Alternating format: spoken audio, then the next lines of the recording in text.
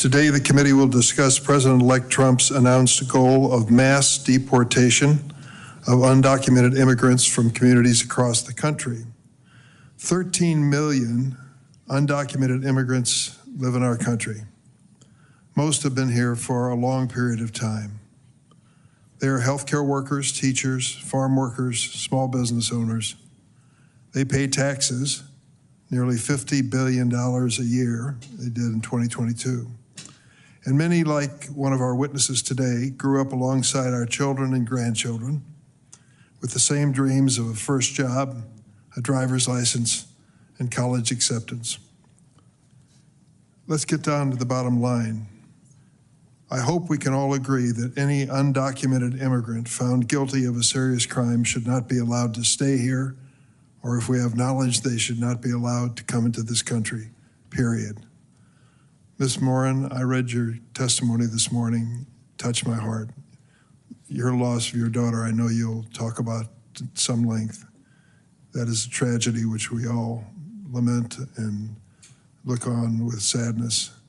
And we don't want to allow that kind of individual who damaged your family so terribly in this country in the first place, period. In his first term, President Trump deported dreamers who came to the U.S. as children. He deported veterans who had served our nation. He deported essential workers who care for our families, build our homes, and make sure we have food on the table in the morning. It was an undocumented worker who was watching your grandchild this morning at the daycare center.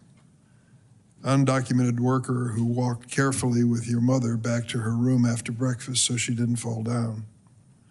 It was an undocumented worker with that leaf blower in your front yard over the weekend. Now, President-elect Trump has pledged that on the first day of his new administration, he will declare a national emergency and use our military as part of a mass deportation plan.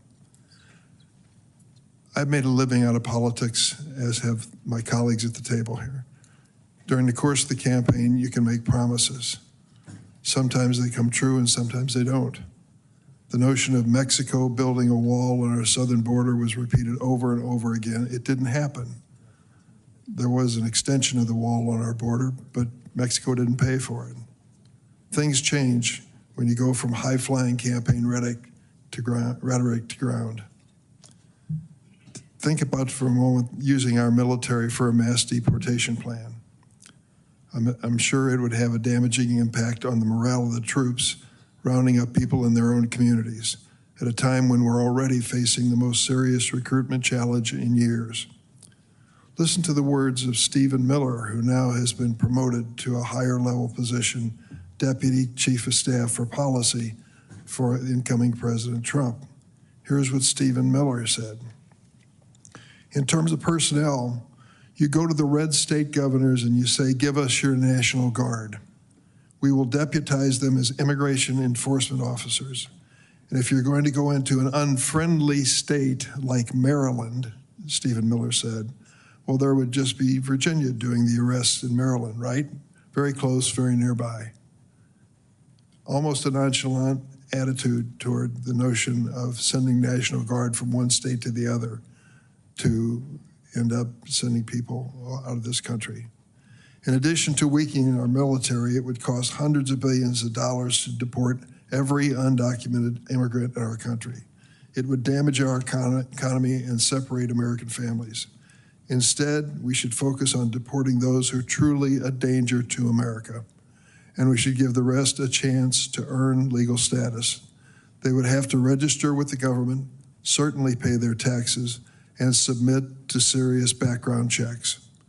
Most Americans, nearly 2 out of 3, agree we should give lawful status to undocumented immigrants who don't pose a threat to our country. That's what we did in 2013. A bipartisan group of 8 senators, including myself and Ranking Member Graham, drafted a bill to reform our immigration laws and secure our border. 2013 it was. That bill passed the Senate 68-32. Unfortunately, it wasn't taken up by the House of Representatives and the Republican majority. The notion behind that was that everyone would be under requirement to come forward and identify themselves to the government. all the undocumented people in this country. And if they identified themselves, went through a background check, paid their taxes, they could continue to live and work here without fear of deportation. In fact, in our bill, over a long period of time, and a really long period of time, they could be on a path to legality and citizenship. That's a starting point that I think makes sense. Not mass deportation, but mass accountability, so we know who's here. And how would it make a difference? We would go to E-Verify to make sure that if you didn't go through that process in our bill, you couldn't legally work in the United States. So there was an enforcement. It was serious. I'm glad I was part of that effort, and I hope we can return to the discussion. Over the weekend, President-elect Trump, I watched his interview on Meet the Press. He said some positive things from my point of view. And he really challenged us on the Democratic side to work with him when it came to the Dreamers. I accept the challenge. Name the time and place, Mr. President. I'll be there. The reality is that Congress, for almost 40 years, has failed to fix our broken immigration system. We've had opportunities to do it. I hope we can find more in the future. We should use our 2013 immigration bill as a starting point instead of mass deportations. As I said, mass accountability. Let's fix our broken immigration system in a way that protects our country and honors our heritage as a nation of immigrants. Now I recognize Senator Graham. Thank you very much, Mr. Chairman. From our point of view over here, one of the primary issues facing the American people in 2024 for president and other elections, who is best able to control a broken border? Most Americans are sympathetic, kind-hearted people who feel like the Biden administration was criminally negligent in protecting us by having a broken border and allowing drugs to pour into our country to kill tens of thousands of young people, allow people to come in our country who are convicted felons to do damage to families we'll hear from today. That nightmare is coming to a close. In January of 2025, the Republican Senate will make its top priority a transformational border security bill that will be taken up and passed by the Budget Committee, increasing the number of bed spaces available to detain people instead of releasing them, increasing the number of ICE agents to deal with people who should be deported, finish the wall, and put technology on the border so we'll have operational control of the border. That's going to be our top priority. I want to cut taxes, but we'll cut taxes. But as to the Senate, transformational border security goes first through reconciliation. Over 8 million people were encountered during the Biden years, 4 million released into the country. The non-detained docket that we have as a nation is over 7 million people. There are 600 and something thousand people on that non-detained document that have criminal records. We're going to start sending people out of the country that present a threat to us and should never have been here to begin with. The politics of immigration and broken borders, according to a couple of Democratic senators, was outcome determinative. I think they're right. So as much as I respect and admire the chairman, I think your focus is misplaced here. You should be working with us to clean up this mess. You should want mass deportations of people here illegally that represent threats to our country. How did we get to where we're at? The average annual deportation for Obama and Trump was about the same. Along comes Biden, it drops like a rock. So when you have people show up and by the millions, and the number of people being deported goes down by 40-something%, you're incentivizing more people to come. It is our belief that the only way you'll get control of the border is for deportations to start early so people will not pay the money to the coyotes and others to come to our border in the first place because they see people leaving, not staying. If we do not have outflow, the inflow will continue. An example of a broken immigration system was the abuse of parole by the Biden administration. Mass parole of people who did not meet the 2 criteria under the parole statute.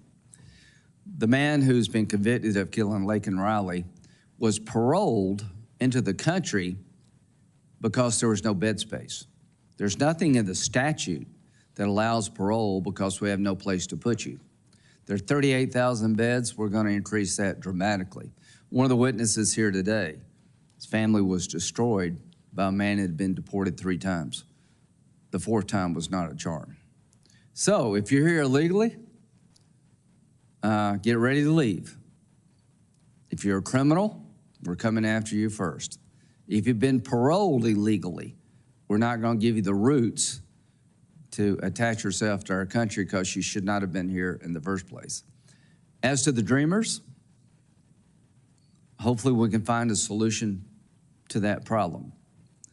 What I want to do is regain control of a broken border really quickly.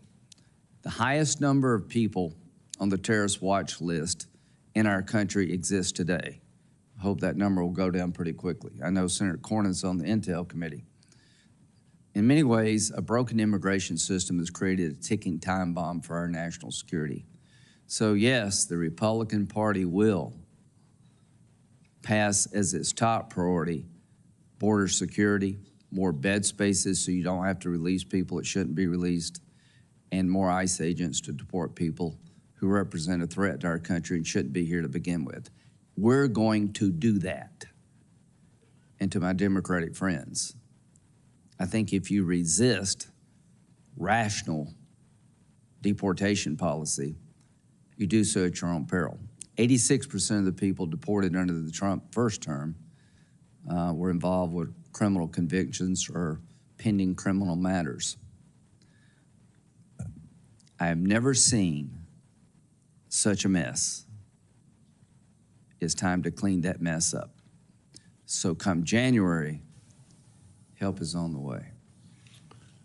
Thank you, Senator Graham. We have an immigration subcommittee, and chairing that committee is Senator Padilla and ranking member is Senator Cornyn. They each asked for a chance to make an opening statement. I recognize Senator Padilla.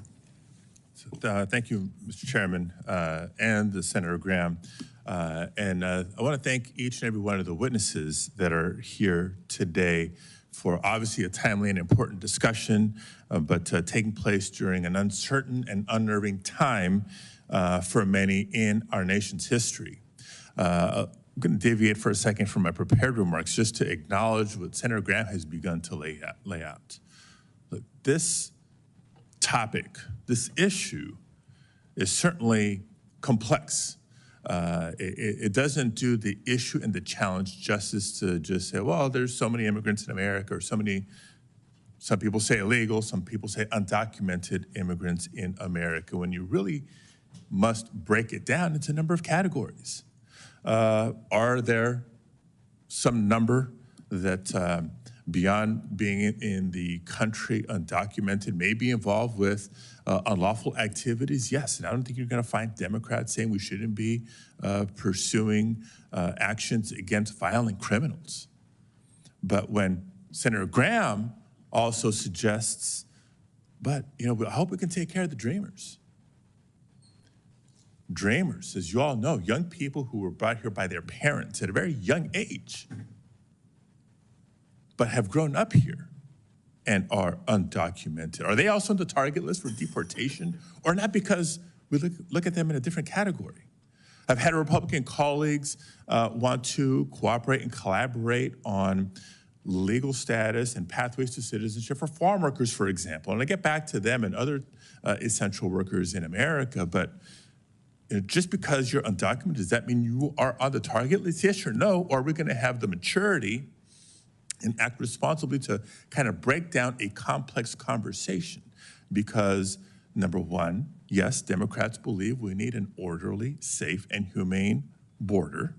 Number two, yes, we should not hesitate to pursue enforcement actions against violent criminals. But let's be clear what we are talking about today. This hearing is on the eve of the next Donald Trump administration. And we've heard him for months and months and months now throughout the campaign trail promise mass deportations. We heard him over and over again commit to, quote, the largest deportation operation in American history. And we've had big ones.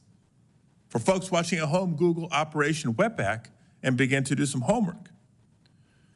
We've even heard Donald Trump say that there will be no price tag for deportations, and heard him promise on Truth Social to use the United States military to execute it. Now, I can already hear some of the rebuttals from Republican colleagues to suggest that, well, he doesn't really mean all immigrants. He's only talking about violent criminals. Well, I wish I could believe that he's only committing to targeting violent criminals, because we agree on that front.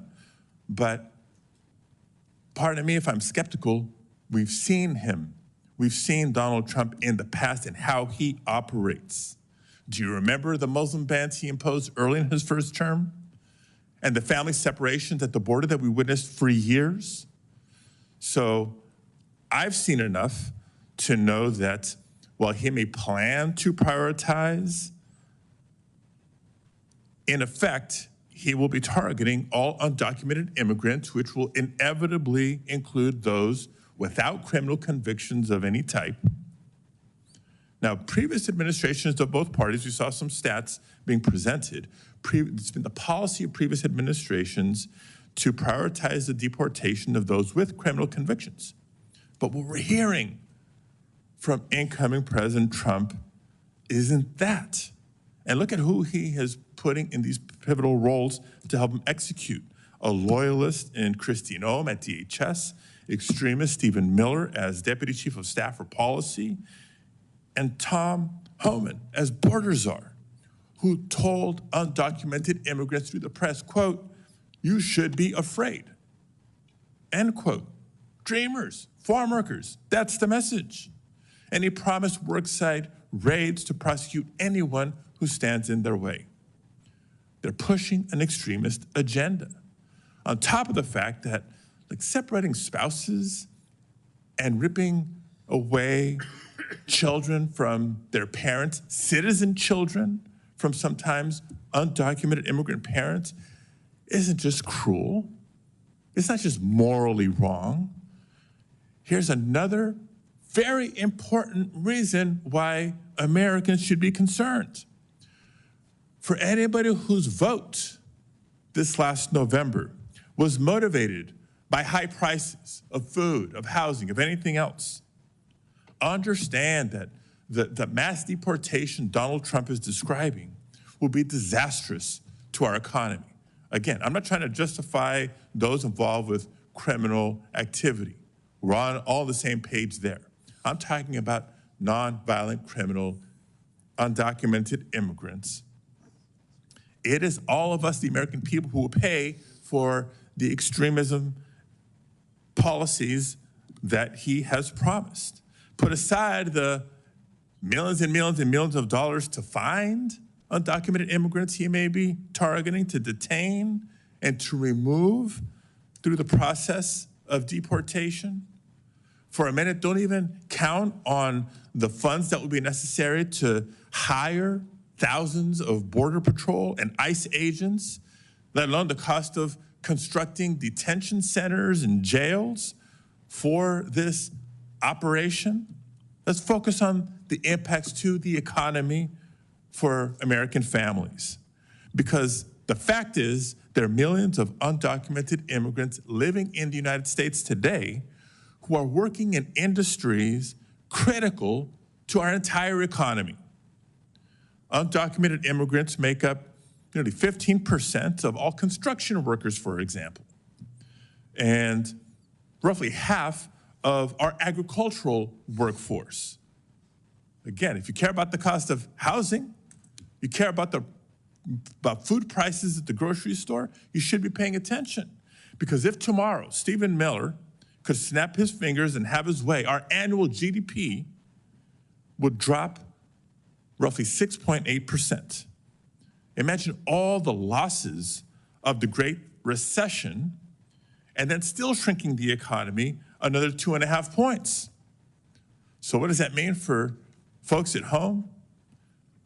It's simple. Any industry with a significant percentage of undocumented immigrants will have a harder time finding workers. And I know we've all been hearing from employers and business leaders for years now about their struggle already to find sufficient workforce. Stores will have a harder time keeping the shelf stocked, and yes, prices will rise and rise and rise. So hello, America. Get ready for a more expensive food bill when you're preparing next year's Thanksgiving dinner or next year's Christmas dinner. And if you've been saving up for years and years to try to buy your first home, get ready to wait even longer because construction will slow and prices will go up. So the next time we hear Republicans say that they support Trump's plan to deport waves of undocumented immigrants, let's be clear about what comes with that. Higher prices for American families. They're supporting the forced removal of millions of hardworking community members, 80% of whom have lived here 10 years or more. These are not recent arrivals. People who have lived here for years, if not decades. They're supporting fear and uncertainty in immigrant communities that will cause untold numbers of immigrants, no matter their status, to stay home from work, from school, from shopping. And they're supporting the punishment of over 5 million workers who Donald Trump's own administration declared to be, quote, essential to our economy. Essential workers who fed us and kept us safe during the COVID-19 pandemic. So if you agree with the spirit of at least that segment deserves better, then colleagues join me in supporting the Citizenship for Essential Workers Act, the essential workers that the Trump administration deemed critical to our nation's economy and security. Let's provide them with some legal status up front and a pathway to earn citizenship because we need them. Our economy needs farm workers. I think you'd agree. Our economy needs construction workers, hospitality and transportation workers, healthcare workers, and students and innovators who help keep our economy and our country thriving. We don't need the massive deportations that the political rhetoric of the campaign cycle has brought us. And we certainly don't need the uncertainty, the fear, and the loss that we'll feel for years to come. So with that, Mr. Chairman, I'm looking forward to hearing from our witnesses and to today's conversation. Thanks, Senator Padilla. Senator Cornyn? Thank you, Chairman Durban. Listening to my Democratic colleagues, it's as if November 5th never occurred, that we haven't had an election, that we haven't had a referendum on the failed border policies of the Biden-Harris administration. Let's be clear, the crisis at the southern border is entirely a problem caused by the Biden administration's policies. It is a man-made disaster. The election, I believe, in large part was a referendum on those policies, and the American people spoke decisively, rejecting this as the new normal. They rejected lawlessness as the new normal. When President Biden came into office, Customs and Border Protection was apprehending about 70,000 illegal migrants a month. President Biden came in and reversed virtually all of the Trump administration policies, including canceling our agreements with Mexico and the Northern Triangle countries to limit illegal immigration. President Biden also attempted to impose a 100-day moratorium on all deportations. By March, illegal crossings had ballooned to 170,000 per month, up from 70,000, and then climbed progressively higher from there. Then the president used his executive authority to implement new guidelines that made clear to illegal immigrants that DHS was extremely unlikely to take any action against them until their conduct became especially egregious.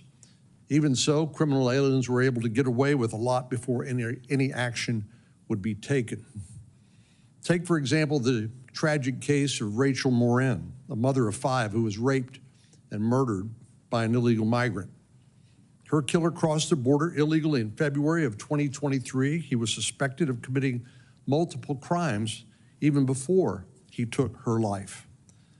This tragedy and others like it could have been prevented were it not for President Biden's willful refusal to enforce the law.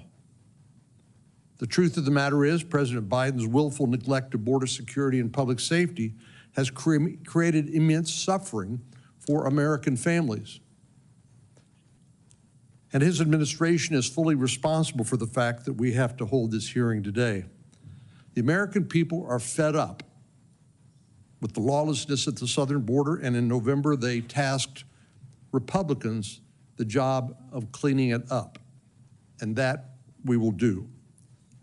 We have a big job ahead of us, no doubt, but by one estimate, there are already 1.3 to 1.6 migrants who are under final orders of deportation who are still in the country. That strikes me as a good place to start.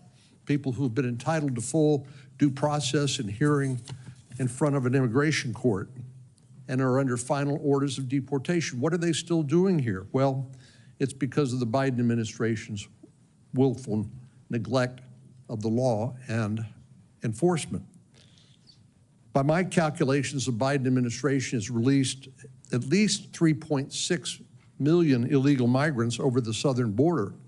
And during the same 4 years, Border Patrol recorded an additional 1.7 million gotaways. Those are people willfully evading law enforcement. As of 2022, more than 1 million illegal immigrants have received final orders of removal, but were still present in the United States, and that has now ballooned to about 1.3 million plus. As of July 21st, 2024, ICE, Immigration and Customs Enforcement, had more than 660,000 criminal aliens on its national docket. I look forward to doing what the American people voted for on November 5th, which is to restore the law and enforcement of the law as the new normal in America, unlike the last 4 years. And it's going to require us to do a lot of work to clean up the mess left by the previous administration's policies. We have to make it absolutely clear to prospective illegal immigrants that we will enforce our immigration laws. We will not accept illegal border crossings as the new normal. What we will accept is lawful, orderly, humane immigration policies. We are the most generous country in the world when it comes to naturalizing people coming to our country, roughly 1 million people a year. That's the right way to do it, not the way the Biden administration had it done. We will follow through on the orders of removal by immigration courts, and again, we will not accept lawlessness and criminality in the United States as the new normal. Thank you, Mr. Chairman. Thanks, Senator Cornyn. Today we welcome 5 witnesses. I'll introduce the 3 majority witnesses and then turn to Ranking Member Graham to introduce the 2 minority witnesses. Our first witness is Foday Toure. I hope I was close to pronouncing it correctly. Thank you. He is protected from deportation under the Deferred Action for Childhood Arrivals program, also known as DACA, created under President Obama. Mr. Toure now serves as an assistant district attorney in the city of Philadelphia. Our second witness is retired Major General Randy Manner, who served our nation in a variety of positions in the Pentagon and around the world for 30 years, including acting Vice Chief of the National Guard Bureau, in which he oversaw that important part of our military defense. Finally, we are joined by Aaron Reichlin Melnick, a senior fellow at the American Immigration Council, where he works to inform the American public about immigration policy and advance fact-based research into enforcement. Ranking Member Graham, would you like to introduce your witnesses? Thank you, Mr. Chairman. Our first witness is Mr. Art Arthur. He is a resident fellow in law and policy at the Center for Immigration Studies. Prior to joining the center in 2017, he served as an immigration judge, was Associate General Counsel at Immigration Naturalization Service. He served as staff director for the National Security Subcommittee on the House, Committee on Oversight and Government Reform, and counsel on the House Judiciary Committee. He is an expert on immigration policy. He has decided thousands of cases, has testified before Congress on more than 10 occasions. He received his JD from George Washington University and his bachelor's from the University of Virginia. Ms. Morin is here with us again. She is from Aberdeen, Maryland. She's retired, but currently works part-time as an office administrator for a church. She has six children, stay-at-home mom for 25 years, and homeschooled her children. She is mother of Rachel Morin, and she joins us today to share Rachel's story. Real quickly, Senator Cornyn mentioned this, but the man who stands accused of murdering Rachel was deported 3 times, is suspected of murdering a woman in El Salvador, where he came from, broke into a home in California and assaulted a young girl who's pending trial like everybody else. He's innocent until proven guilty, but this case not only has destroyed your family and broken your heart, Ms. Morin, it should be a wake-up call to the country. And I got the call, and we're going to do something about this. Thank you. Thanks, Senator Graham. We're going to proceed as follows. I'm going to swear in the witnesses. They each have 5 minutes to make presentations, and then we open it to the senators who have each 5 minutes to ask questions. So my first request is for the 5 witnesses to please stand and take the oath. Do you affirm the testimony you're about to give before this committee will be the truth, the whole truth, and nothing but the truth, so help you God? The record reflect that the 5 witnesses answered in the affirmative. Mr. Toure, you're first. Chairman Durban, Ranking Member Graham, a member of this committee, good morning. Good morning. And thank you all for inviting me to speak with you today. Before I begin, I'd like to express my deep sympathy to Patty Morin for the horror she and her family have endured. My prayers are with you and those dedicated fighting for justice. My name is Foday Toure. I am a DACA recipient, a prosecutor, a husband, and a dad, and without question, a patriot. My love for this country stems from my elementary school days, when I recited the Pledge of Allegiance with all my classmates each morning. My family came to the United States in search of freedom and safety. I was born in Sierra Leone at a time of great civil unrest. When I was 4 years old, my father was killed, and my mother and grandmother and I fled to Guinea, a neighboring country.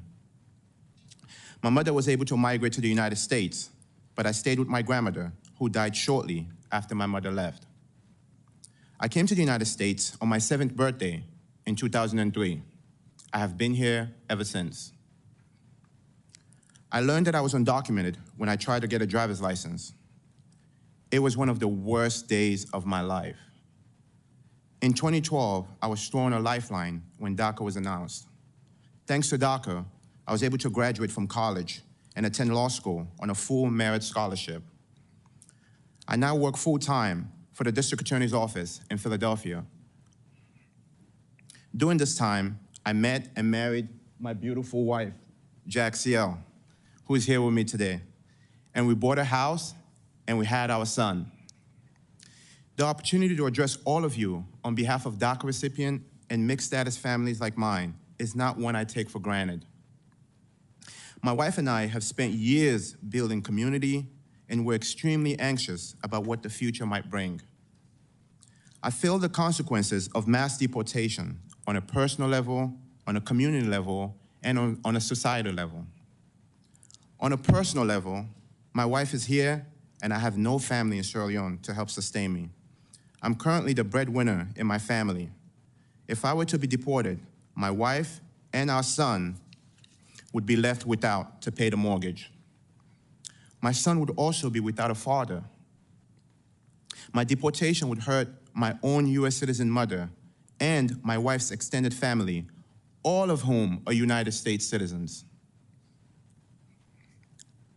My wife is the primary caregiver of her mother, who is legally disabled and has a tumor in her brain.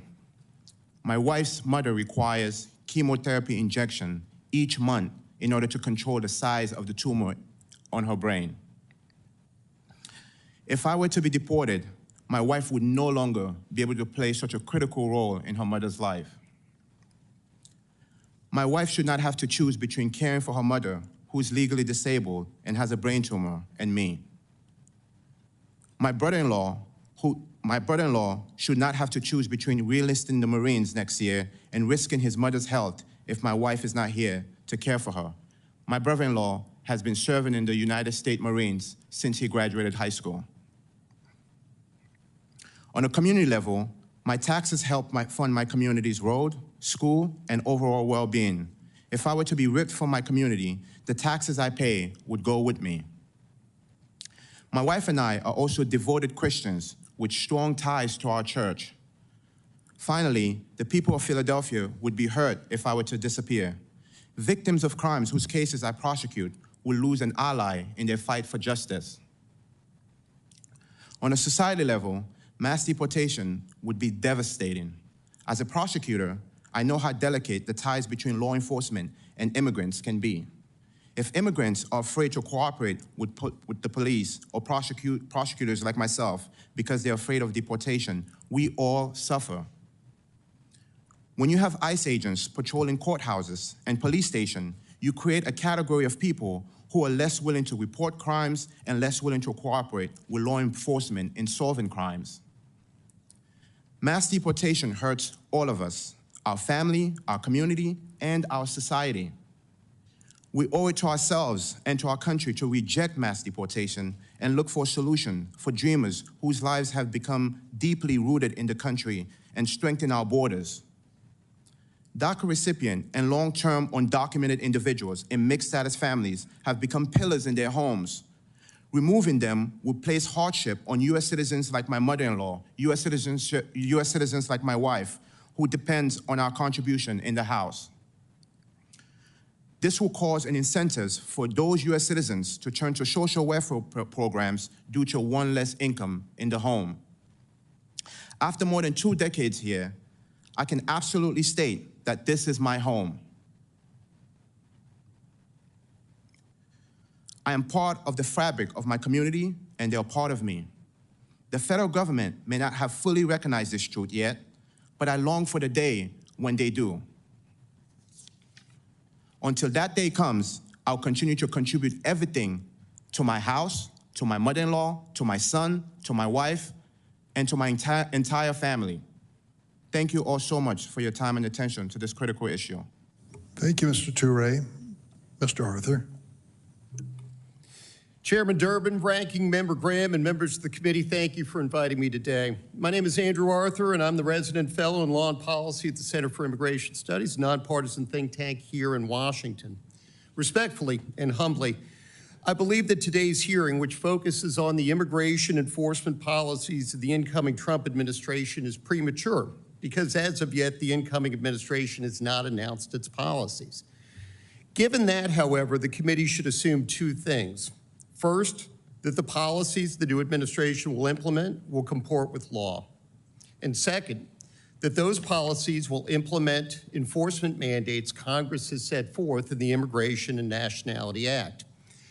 As the Supreme Court has made clear, the principle that Congress is entrusted exclusively with the formulation of policies relating to the entry of aliens and their right to remain here, quote, has become about as firmly embedded in the legislative and judicial tissues of our body politic as any aspect of our government, close quote. Right now, the U.S. immigration system is at a breaking point. The number of cases pending before the immigration courts has nearly tripled in the past 5 fiscal years. And that's after 700,000 cases involving putatively removable aliens were terminated, dismissed, or closed. A record 10.8 million plus inadmissible applicants for admission have been encountered nationwide since FY 2021. And between releases and gotaways, nearly 8 million inadmissible aliens have entered our country over the past 4 years. The sad state of our immigration system is directly attributable to policy decisions that have been made at the local, state, and most critically, federal level, not by Congress that has plenary power under our constitutional order over immigration, but by an executive branch that has usurped Congress's authority. That has needlessly rendered the American people vulnerable to predation by criminals and aliens who pose a national security risk. And as the chairman of the Federal Reserve has admitted, it has dampened wages for American workers, both citizens and lawful immigrants, and impacted the unemployment rate. Most critically, however, it has ruined the faith of the American people and the credibility of our immigration system. As Barbara Jordan, civil rights icon, former member of Congress, and at the time chairman of the U.S. Commission on Immigration Reform, told Congress in 1995, quote, "Credibility in immigration policy can be summed up in one sentence. Those who should get in, those who should be kept out are kept out, and those who should not be here will be required to leave," close quote. With deportations, including deportations of criminal aliens, plunging over the past 4 years, Senator Graham's chart showed, it's little wonder that, as Gallup reported in July, a majority of Americans want an immigration reduction, reversing a 19-year trend. The law mandates that illegal migrants be detained, but that law has been ignored. The law mandates that alien criminals be removed, but that law has been ignored. And most crucially, the law mandates that foreign nationals who want to come here do so legally, but that law has only been honored in the breach. This massive migrant surge has allowed our elected officials to ignore the fact that 22.5% of working-age American men are out of the workforce, a 7.6% increase compared to just 2000, and 11.2% more than in 1960. Those non-working Americans are more vulnerable to addiction, disease, and, quote, deaths of despair, close quote. 2 weeks ago in the United Kingdom, Prime Minister Keir Starmer resolved to address the immigration source of such issues in Great Britain, and it's well past time that our government did the same. In his 1995 State of the Union address, President Bill Clinton explained, quote, all Americans, not only in the states most heavily affected, but in every place in this country, are rightly disturbed by the large numbers of illegal aliens entering our country. The jobs they hold might otherwise be held by citizens or legal immigrants. The public service they use impose burdens on our taxpayers. That's why our administration has moved aggressively to secure our borders more by hiring a record number of new border guards, by deporting twice as many criminal aliens as ever before, by cracking down on illegal hiring, by barring welfare benefits to illegal aliens, close quote. Change the tenses, and that's pretty much what President Trump promised to do when he was candidate Trump on the campaign trail. Thank you. Truly appreciate the honor, and I look forward to your questions. Thanks, Mr. Arthur. General Manner. Chairman Durban, Ranking Member Graham, members of the committee, I thank you for your invitation to speak today. For over 35 years, I served our nation in both the regular Army and in the National Guard. Prior to retiring from the Army as a Major General, I served as the Deputy Commanding General of the United States Third Army in Kuwait, as the Acting Vice Chief of the National Guard Bureau, and as the Acting and Deputy Director of the Defense Threat Reduction Agency. During the time I served, I saw firsthand that our military force is the envy of the world. It is respected by our allies and by people around the world who want to live free of oppression. It is feared by our enemies and those who would do us harm. Our military members come from every possible background, representing every state, every race, ethnic group, and religion.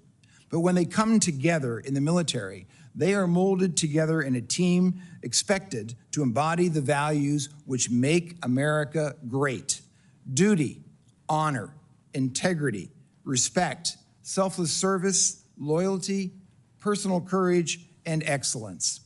President-elect Trump has announced his intent to use the U.S. military to execute his mass deportation plan. I am gravely concerned that placing our military in this role could cause significant harm to both the institution of our armed forces and to service members themselves. There are 4 significant risks that I want to emphasize.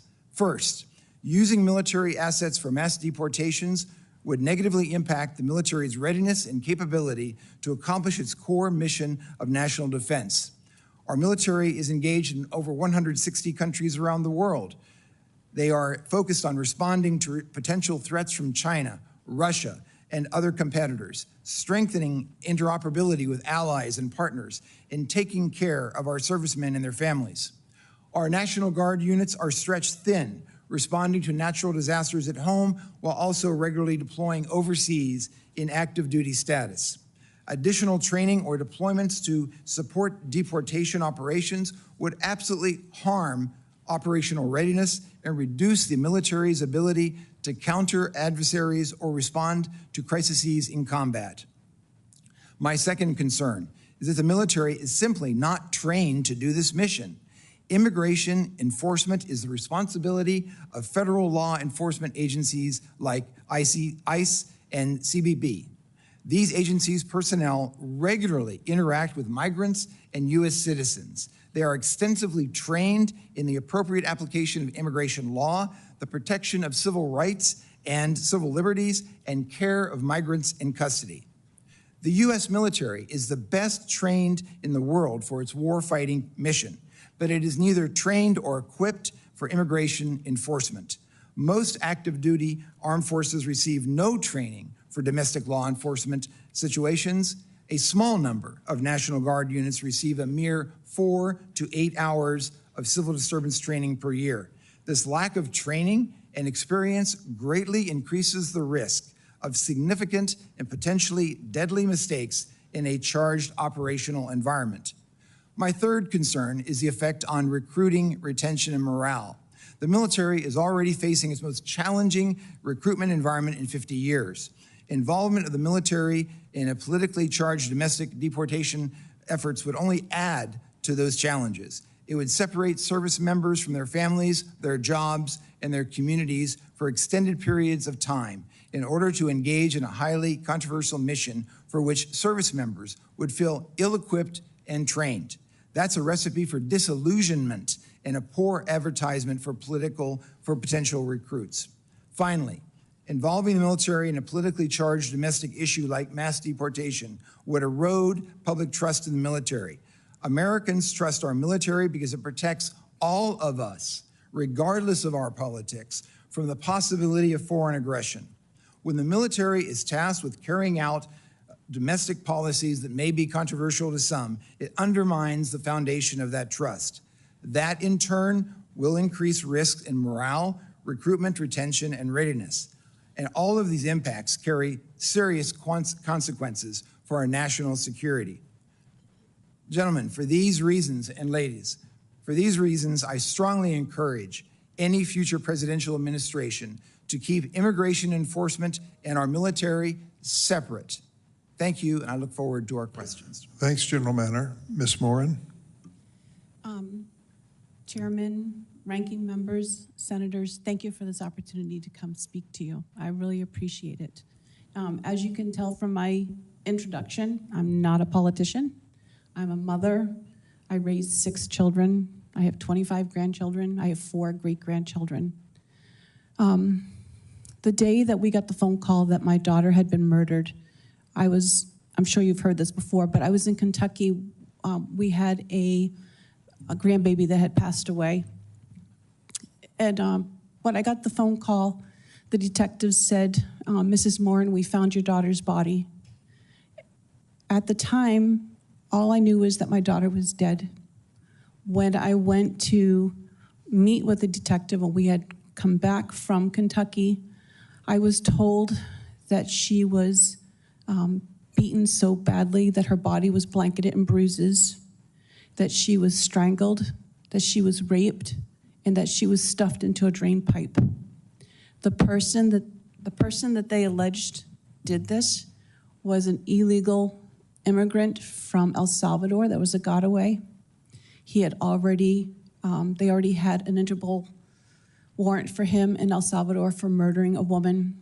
He had attacked a 9-year-old and her mother in California, and he waited on the trail that day that our family has walked for 25 years and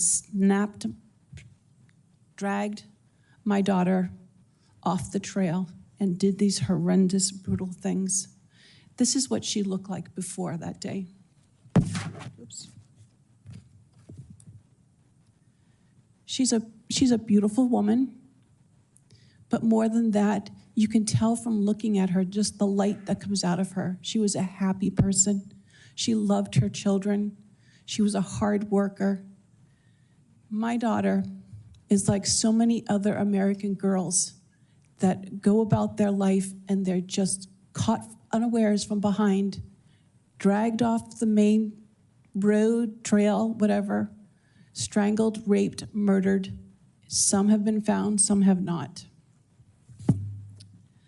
I realized that deportation and illegal immigration has become such a big issue, and rightly so. We have Americans that are dying every day, and law enforcement don't want to give you the true numbers because they don't want the public to panic.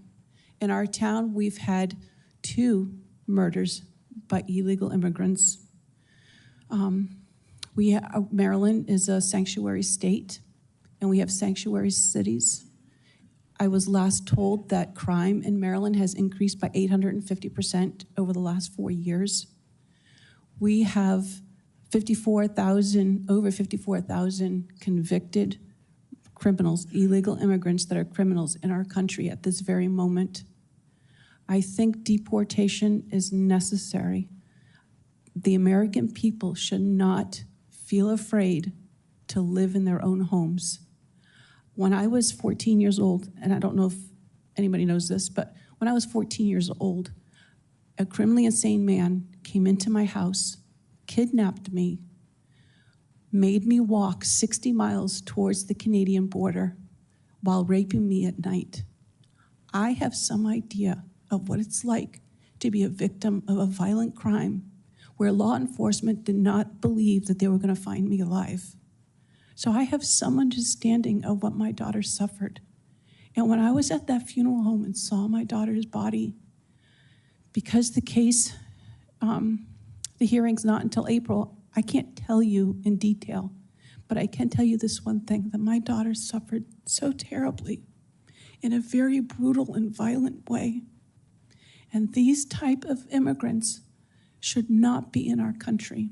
And because we have open borders, and because everyone is allowed in, and because the law is not being carried out at the borders, if they had done a DNA swab, the 3 times they encountered this person that's allegedly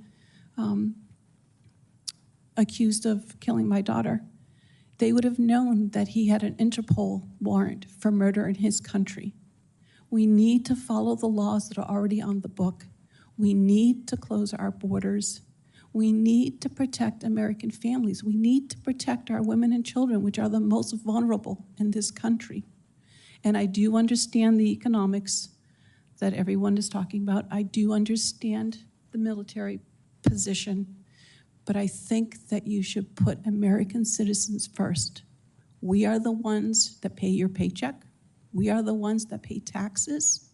We are the ones that believe that when you went into office that you were going to keep your word and that you were the man or the woman for the job at the time that would uphold our values. We are a constitutional republic for the people, by the people. We, the people, have put you, the people, into office. And you should be doing everything you can to protect us. That's why we put you there. A thought that I had just today coming on the train over here is that when you look at a tree and you say, oh, that's an apple tree, you say that because you see that their apple is the fruit that's growing on the tree. It's the same thing with a man's character. It's by your actions that a person knows what their character is like. And I think one of the reasons why 87% of Americans voted for Donald Trump is because they have seen the character by the fruit that President Biden and Kamala Harris have produced these last 4 years. Thank you. Thank you, Ms. Moran. Mr. Reichlin-Melnick. Chairman Durbin, Ranking Member Graham, and distinguished members of the committee. My name is Aaron Reichlin-Melnick, and I'm the Senior Fellow at the American Immigration Council. At the Council, we have long studied the population of immigrants in the United States and provide detailed estimates of their demographics and economic contributions on our Map the Impact website. Today, there are at least 13 million undocumented immigrants in the United States. President-elect Trump has promised a mass deportation campaign with the stated intent of rounding up and deporting every single one of them. So who are they? Well, most have been here for at least 15 years, having entered before the Obama administration. Over 4.8 million people have been here for 25 years or more, with no path to permanent legal status, no line for them to stand in. Most undocumented immigrants have spent decades living, working, and putting down roots, all at constant risk of deportation. Nearly all are either employed or attending school. Some have permission to work legally. Most do not, putting them at increased risk of exploitation. They are farm workers, meat packers, cooks, waiters, construction workers, factory workers, delivery people, home health aides, nurses, teachers, artists, writers, musicians, entrepreneurs, and yes, even lawyers. Undocumented immigrants are also more than their jobs. They are parents, spouses, partners, brothers and sisters, grandparents and grandchildren, loved ones and friends to millions of U.S. citizens and permanent residents. 5 million U.S. citizen children have at least one undocumented parent. In an average public school classroom of 25 children, at least 2 have an undocumented immigrant parent at risk of deportation. While President-elect Trump talks about targeting criminals, over 90% have no prior criminal record whatsoever. Of the small minority that do, the most common prior convictions are traffic offenses or immigration offenses. Efforts to ramp up deportations would sweep in tens of thousands of people each year who have no or minimal criminal legal system contact. We know this because this is what happened during the first Trump administration. When there were no enforcement priorities, everyone was an enforcement priority. And the single largest group of the increased arrests under the Trump administration was people with no criminal record. Beyond splitting families apart, a mass deportation campaign would be a costly mistake for American taxpayers. When we account for the enormous capital investment, infrastructure, and hiring necessary to arrest, detain, process, and remove 1 million people per year, we estimate that mass deportations would cost $968 billion in total, enough to instead construct 2.9 million new homes or fund Head Start for 79 years. Mass deportations would also cause economic chaos. As millions are expelled, the U.S. population and labor force would shrink.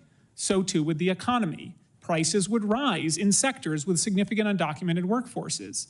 Building, maintaining, and repairing houses would become more expensive, as would groceries, restaurants, travel, and childcare. Every American would feel the pinch of inflation. Overall, we estimate that a mass deportation campaign would lead to a loss in total GDP of 4.2 to 6.8%, at minimum as much as the Great Recession. And just like then, many Americans would lose their jobs. Even an attempt to deport millions of people will have repercussions. After all, undocumented immigrants are not just producers, they're also consumers. Collectively, they hold over $250 billion in annual purchasing power. If millions are deported or otherwise forced to leave, American businesses will close not just from a lack of workers, but also from a lack of customers. A large-scale mass deportation campaign will also increase exploitation while it is carried out. Unscrupulous employers will dangle deportation over any of their workers who dare to push back, and will have the full force of the U.S. government to support their threats. But mass deportation is not the only option. Congress could instead create a new path to permanent legal status, allowing many people already living here to file an application, go through a background check, pay a fee, and get their papers in order. When the council studied the impact of Reagan's 1986 amnesty, we concluded that legalization would be the cheapest federal workforce development and anti-poverty program for children in history. It would also raise overall wages, create new jobs, increase tax revenues, and create a level playing field and fair competition for U.S. workers. The president-elect's mass deportation plans would crash the American economy, break up families, and take a hammer to the foundations of our society by deporting nearly 4% of the entire U.S. population. But Congress has a choice. Instead of going down that path, we can instead crack down on exploitation, strengthen millions of families, and build American prosperity by providing undocumented immigrants a way to fix their papers. The choice is clear. Thank you, and I look forward to your questions. Thank you very much. Each of us now has 5 minutes of questions, and I'm going to start mine with Mr. Toure. Mr. Toure, are you undocumented? Pardon me, say it again. Yes, Senator. And why are you undocumented? I came here from a civil unrest. I had no choice. My life was in danger. My mom told me the story when I was trying to get my driver's license. How old were you when you came? I came here when I was 7 years old. What do you do today? I'm a prosecutor. I represent victims of crimes and go after heinous people that have committed crimes against the Moran's family. You've talked about Ms. Moran's situation a minute or so earlier, but the perpetrator of the crime against her daughter Rachel would be the type of person that you would prosecute? Yes, Senator. I think there is a fundamental difference we're being asked to acknowledge here. Is there a difference between Mr. Toure and the animal who attacked Ms. Moran's daughter? Of course there is. This man for a living is prosecuting criminals. This other individual is a clear criminal with a record. When we say massive deportation, should we consider them the same because they're both undocumented? Let me ask you this, Mr. Reichlin-Melnick. Most Americans, when you talk about the cost to the government in billions of dollars for this deportation, are going to say what most of us would fundamentally say, keep me safe. I don't care what the hell it costs. So is it realistic, if we're talking about a massive deportation, for us to be looking at federal budgets for financing? I think it's important for people to understand that ICE already goes after people with criminal records all the time. And in fact, that has been the priority of the previous 2 to 3 or more presidential administrations, and is what Congress sets. So the overwhelming majority of people who would be the targets of a mass deportation campaign do not have criminal records. They are people who have been living otherwise law-abiding lives in this country, living, working, and in many cases paying taxes. So you estimate, at least in one publication here, that the cost of massive deportation would be $316 billion? At a minimum. In fact, if you look at it over the course of an 11-year operation, it could be as much as $1 trillion. And that's for conducting sufficient arrests, detaining immigrants in mass, legal processing, and removal for those 4 categories. That's right. And we're looking at hundreds of billions of dollars to carry out a deportation of 4% of the U.S. population. So if you want to do a massive deportation to get Mr. Toure out of this country, you're talking about a massive amount of money that has to be spent. Enormous sums. And we hear from General Manner the impact it could have on our National Guard and military if they are given this responsibility. Have you taken that into consideration? We weren't even able to account for the costs of the military, so you should consider our estimates to be conservative. The actual costs would likely be significantly higher because there are so many factors that we couldn't even attempt to estimate. You're right. To carry out over 13 million arrests in a short period of time would require somewhere between 220,000 and 409,000 new government employees and law enforcement officers. Nearly impossible given current hiring challenges across law enforcement agencies. Could you explain that? Well, right now, ICE only has about 8,500 officers in the entire agency, and less than 1,000 are assigned to fugitive operations, whose job it is to go out into the community and arrest people. But because the overwhelming majority of undocumented immigrants have no interaction with the criminal justice system, they have no criminal offenses, that means that to arrest them would require going out into the community, finding them and rounding them up. And in order to do that would require an enormous investment in personnel far beyond any law enforcement operation ever conducted in the United States history. So if we are determined to remove Mr. Toure, the prosecutor from Philadelphia, from America and send him back to Sierra Leone or someplace like that, you're talking about massive amounts of money. If we are to focus on the truly dangerous people in this country to make sure that they are removed and should be, that is a lesser amount for sure. That's right. In fact, if you look at data on ICE's own data, non-detained docket, which has already been cited by several members here, that is looking at about 1.2% or less of people who have any sort of serious violent offense. And of course, the resources involved there would be much smaller than trying to deport 13 million people. Making a priority the dangerous people who are in this country or those who are here illegally and could be dangerous certainly is a much different assignment than saying massive deportations. Thank you, Mr. Melnick. Senator Graham. Does anybody disagree with the following statement? America has a right to limit how many people can come into our country. No. Nobody disagrees with that. Good. Mr. Toure, very successful life. You have much to be proud of. During the 4 years of the Trump administration, were you ever, anybody suggest you should be deported? Thank you, Senator, for the question. No. Okay.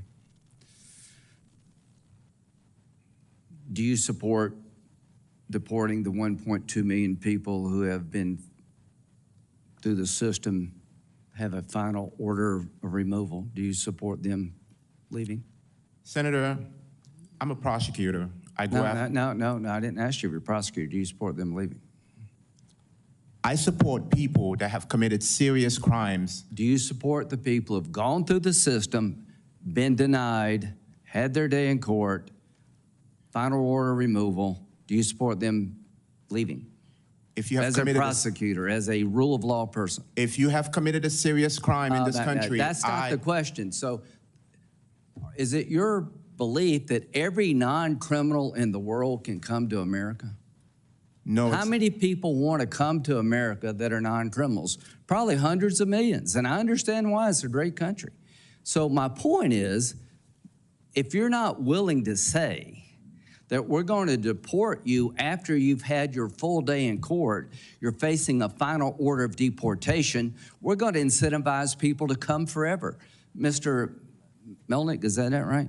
How many people did Ronald Reagan provide amnesty to? Estimates are roughly 2.7 to 3 million. How many illegal immigrants are in the country today? I said roughly 13 million, although we don't know the exact I would say estimates. that the last thing we want to do is give amnesty to people here now because we'll be overrun. Mr. Arthur, would you describe the last 4 years as mass illegal immigration coming to our borders? I believe that that's fair characterization, Senator. Does anybody disagree that the last 4 years has resulted in mass illegal immigration directed toward America? Because if this is not mass, what the hell would be? Now, how do you answer mass illegal immigration? You start enforcing the laws, Ms. Moran said, and you start sending people back who've had their day in court. You can't answer the question, and I respect you. You've been able to take the opportunity to make something of yourself, but we're passing on just constant disorder. If you can't say you should be deported after you've had a full hearing, everything been available to, and you lose, and it's hard to say you need to go, we don't have an immigration system. General, how many people have been deployed to the border by governors to assist in border security from the National Guard? Sir, I don't have that information. Okay, there's thousands. Is that illegal use of the National Guard? It is not the illegal use of the National It's legal, right? That is correct. Yeah, I agree with you there. What's the largest cause of death in America for young people? Does anybody know? Mr. Arthur. Drug poisoning overdose deaths. Coming from a drug called fentanyl? That is correct, Mainly. sir. Okay, where does that drug come from? That drug, reports indicate that it's made from precursors that come from the People's Republic of China, assembled in Mexico, and largely smuggled into the United States over the Southwest. General Manner, do you consider illegal immigration a national security problem? I believe that it is something that ICE and CBT needs to address. No, I ask you, is it a national security problem? I think it's a concern, yes. Okay, I do too. And they're the highest number of people on the terrorist watch list in our country today. At the end of the day, the number of people being killed in America by drug poisoning is coming from labs and cartels in Mexico. General Manner, does the president have the authority to attack a drug lab in Mexico that's making fentanyl to kill American citizens? I am not a legal expert, Senator, and I do not know. So here's what I would say. I think we need to be tough, compassionate, but end this crap. If you're trying to poison America, you're a drug cartel, your days are numbered. We're coming after you, hopefully working with Mexico. If you've had your full day in court and you lost, it's time for you to go and try to do it right. We have to break this endless cycle of having policies that entice people to come to our country illegally, because that is the lack, we're losing sovereignty and losing control over our nation. There are too many people being hurt from this out of control system. So how do you deal with mass illegal immigration? You start with mass deportation of people who shouldn't be here. Mr. Toure, I think President Trump was pretty clear about DACA. But what do we tell the kids who've been brought here in the last year who are 7 years old? Do you ever break this chain? So I'm hoping, Mr. Chairman, that once we regain control of our border and try to shut down the poisoning of America, we can have a logical, rational discussion about dreamers and others. But until we control that border, until we get control over the crime coming into this country, into the poisoning of America, that discussion cannot happen. I've worked with you and others for really decades to fix a broken immigration system. The way the Biden administration's handled this border problem has created a nightmare for our country. And there's a reason 70% of the people want deportations. It's not because they're mean. They want to bring order to chaos. Thank you. Senator Klobuchar. Thank you very much, Mr. Chairman. Thank you for having this hearing. And I know that you've worked with Senator Graham in the past on the Dreamers issue, and I hope that work continues. And I would start with what you said, Mr. Arthur, just about how we don't know yet how this is going to come down. And I do actually appreciate that Senator Durbin did this hearing, because I think we've got to start anticipating it and start having these discussions now. I personally don't want to have what happened last time when over a weekend I got calls from a family in Lebanon who was ready to bring their little baby that they had adopted to the U.S. and were stopped practically at the airport with a little kid with a flag coming forward. I believe there is a way we could do this right. I'm not certain how this is going to head, but I just want you to know that based on the work that was being done on a bipartisan basis at this last year, that there are people that want to get to this point where we get this order at the border, where we put the funding into enforcement, into things like Border Patrol agents. And this was legislation that I'm sure not everyone agreed with on both sides, but a proposed legislation that Senator Langford had negotiated that was supported by a number of people. And hopefully that can be at least a starting point for discussing it, even though it didn't go anywhere last year. And that was, increasing ICE detention capacity. It was looking at increasing border management. And I personally have taken a lot of grief for my support for COPS reauthorization and adding resources to law enforcement, which I think is so necessary with the fentanyl issues. But I think that there is a way. I note that in that agreement, that proposal that was made, as well as the proposal that Senator Rounds negotiated, that Senator Graham has been involved in the past on path to citizenship for Dreamers, on doing something about the temporary status people, on looking at people who have not committed crimes and what we can do to make sure our workforce is strong. I think there is a path here, and I'm just continuing to focus on where we can go. And I would ask you, Mr. Turi, and your story was moving in its own way. You've lived in the U.S. for 21 years. You're now married to an American citizen, have an 18-month-old son who's also a U.S. citizen. And I watched the president-elect's interview on Meet the Press this weekend, and he did talk about working with Democrats on the Dreamer issue, which I appreciated. But at the same time, then he talked about the only way not to break up a family is you keep them together and then you send them all back. I'm not certain he meant that with Dreamers, but what would happen to your family if you were sent back?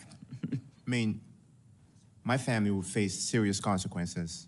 As I noted in my testimony, my wife is a U.S. citizen. Our entire family are U.S. citizens. Not only would this impact me on a personal level, but it would impact the U.S. citizens that have built their lives around me.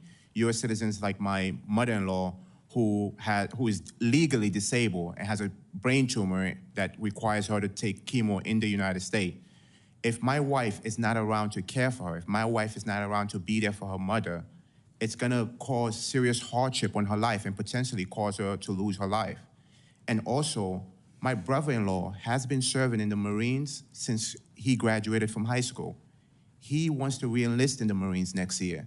However, he has to choose between the love for his country or the love for his mom and come back home and take care of his mom. So not only is this impacting me on a personal level, it's impacting the people around us that have built their life around me. I've been in this country for so long, and to think that you can just remove an individual who United States citizens have built their lives around would not cause hardship on other people around them, it's just disheartening. Okay.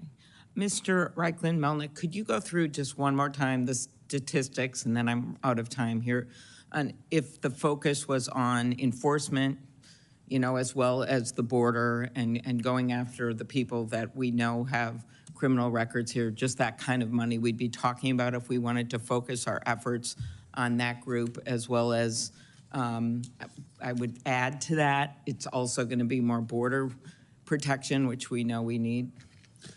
Yes, Senator. So we estimate that on average, a single deportation costs the U.S. government in today's money slightly under $24,000. So if we're looking at deporting 13 million people, I didn't that ask adds that up to question. I'm hundreds of actually millions. trying to get us to a solution that might work here. I remember when you were talking to Senator Durbin, and you talked about if you focused on the group that we know have criminal records that are still out there, how that kind of cost and what that would be. I have to run the exact numbers for you, or I'm happy to get those for you, but it is substantially less expensive than what President Trump has repeatedly said he would do, which is aim to deport every single person here, regardless of whether they have a conviction or not. Okay, but so if we could get that and follow up later, because I think that there'd be some widespread agreement that if we're going to start somewhere, for one thing, we must begin with these most serious offenders that are out there and get the money set aside for that, do more at the border, try to do something positive here with Dreamers and people that are contributing so greatly to our economy, and trying to figure this out. We have tried this several times and had agreements with Democrats and Republicans in the Senate. Not everyone on the left, right, not everyone, but I'm just hoping we can get to a place like that. So thank you very much. Thanks, Senator Klobuchar. Senator Kennedy. Thank you, Mr. Chairman. Mr. Arthur, you are with the Center for Immigration Studies, is that right? That's correct, Senator. And that's a nonpartisan think tank, is it? It is, sir. Okay. The border is an open, bleeding wound, isn't it? That's a fair way to characterize what's been going on for the last 4 years, sir. The southern border is chaotic by design, isn't it? Yes, it is. I've been covering the border for 3 decades, and yeah, it's pretty chaotic. Would it be fair to say that the broken southern border is man-made? It would be fair to say that, sir, based on policies that have been implemented. And that man's name is Joe Biden, isn't it? That would be a fair assessment, yes, Senator. Under President Biden, if you wait in line for legal immigration, you're a chump, aren't you? when you look at the benefits that have been given to people and the speed at which they've been released into the United States, I would be chagrined if I were waiting. You're for a years. chump, aren't you? Yes, sir. General, Yes, you Senator. believe in open borders, don't you? I believe in the rule of law, sir. Right. And it makes you angry that President Trump does not believe in open borders, doesn't it? Senator, I'm not here to discuss immigration policy. I'm here to discuss whether or not we use the military to enforce it. And it makes you angry that most Americans don't believe in open borders, doesn't it? Not in the slightest, sir. Again, I am not here to discuss the immigration policy. Yeah. Duty, honor, respect, you talked about that Yes, in Senator. your opening statement. On October 14th of this year, you went on CNN. I want to read you what you said, make sure I'm accurate. Here's what you said. President Trump is not like any sane leader. I'm very proud of General Milley for saying that President Trump is a total fascist. To Bob Woodward, if he as chairman of the Joint Chiefs is calling the president a fascist, I'm so proud of him for breaking that barrier. The challenge is because most MAGA Republicans, they don't understand what fascism is. The reality is that they are in fact fascists themselves. Did I read that accurate? Senator, I am happy to discuss my personal perspectives with you separately at any time. That's not the purpose of the hearing today. Did I read that accurately? I believe so, yes. Yeah.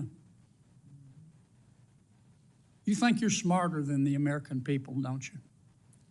Absolutely not, Senator. I am here to discuss the use of the military as part of this mass deportation. You think you're more virtuous than the American people, don't you, General? Senator, I am insulted by your comment. Duty, honor, and respect. You talked about that in your opening statement, didn't you? Yes, sir. Ms. Moran said, I wrote down her words. She said, by their actions, you know what someone's character is like. You agree with that? Senator, for 35 years, I served my country with absolute honor and distinction, and I will continue to do so. You agree with what Ms. Moran said? Of course. Mr., got a few minutes left. 23 seconds. Well, actually, you let Ms. Klobuchar go well over, so I'm assuming you'll extend me the I'll same. give you the purpose. same minute I gave to her. You gave it a minute 20. I timed it. You're using. I watched you using like a hawk, Dick.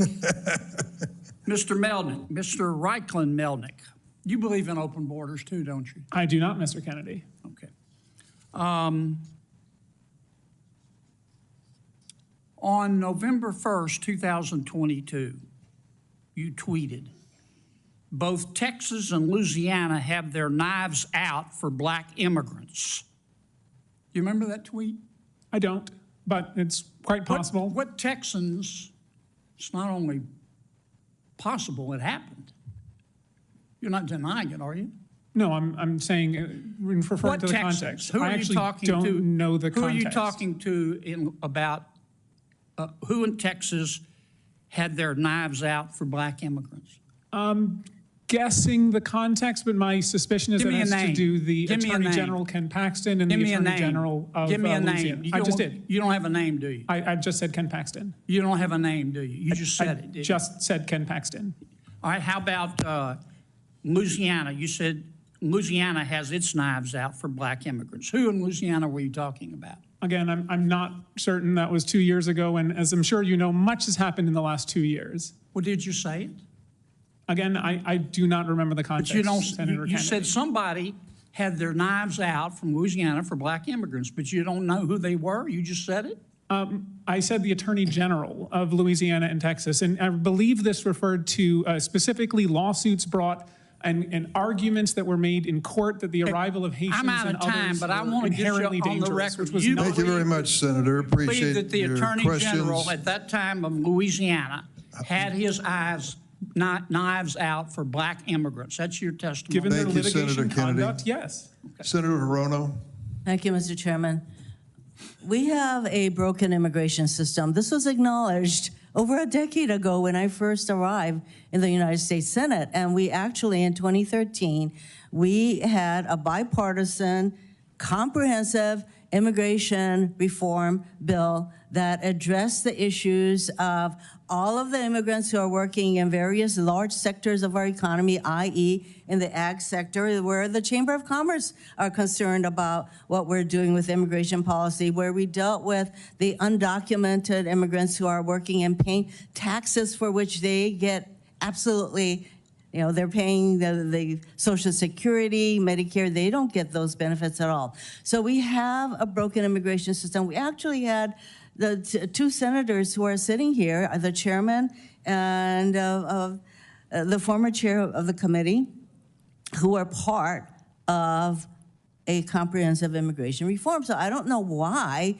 we cannot come to some sort of an agreement to deal with the massive, complex issues that confront us.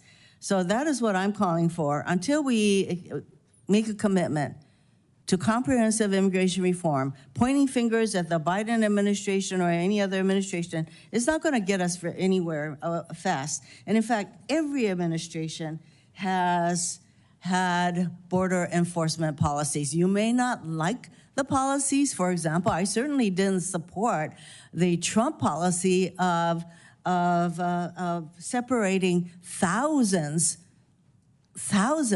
of children from their parents without keeping track of who their parents were. All I'm asking for is a rational, reasonable, humane immigration policy. So that was what I thought the comprehensive immigration bill in 2013 was. I didn't agree with all of the provisions, but some of us worked really hard on it, and Senator Graham, as I mentioned, was part of that. So that's what I think we ought to be focusing on. Now, a general manner, I'm glad you're here because we have a president who has said many times that he intends to use the military to do immigration policies, to effect his immigration policies. And General Manner, you said that that is going to have a very negative impact on readiness, for example, because our military, including the National Guard, they are not trained for immigration enforcement.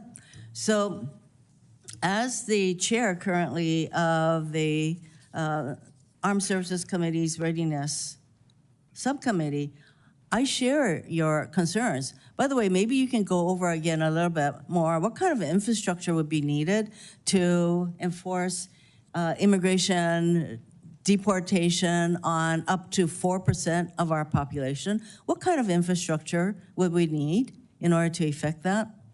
I have to defer to the other experts on the panel. Okay, well, then that would be Mr. Ragnick-Melnick. Am I Yes. pronouncing your name? Would you like to go into some of that? Senator, in order to carry out that form of operation would require hiring tens of thousands of new law enforcement agents. It would require building dozens, if not hundreds, of new detention centers, hiring thousands of new judges, all at a cost of hundreds of billions of dollars, potentially up to or more than $1 trillion over the course of more than a decade. Do you support comprehensive immigration reform? I do. Does anybody on this panel not support comprehensive immigration reform that really gets to some of the problem, that really addresses the issues that we're facing? Anybody on the panel Senator, I have to say, comprehensive immigration reform is not a defined term, and as with all Well, you legislation, can the look devil's in at, the detail. excuse me, you can look at the 2013 bill, and that had some of the kinds of, that would be what I would describe as comprehensive. It was not the answer, it was not the be-all and end-all, but it was pretty comprehensive, wouldn't you say?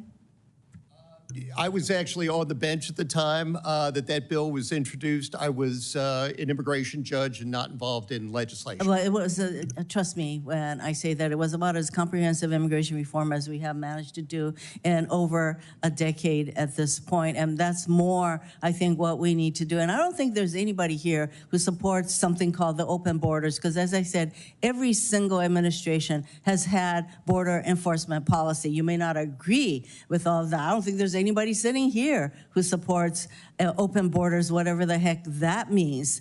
But we all know that we need to have border control. We need that. But what are we going to do about the 11 million to 13 million undocumented people here who are very much a part of our community and the fabric of many, many communities, not to mention that there are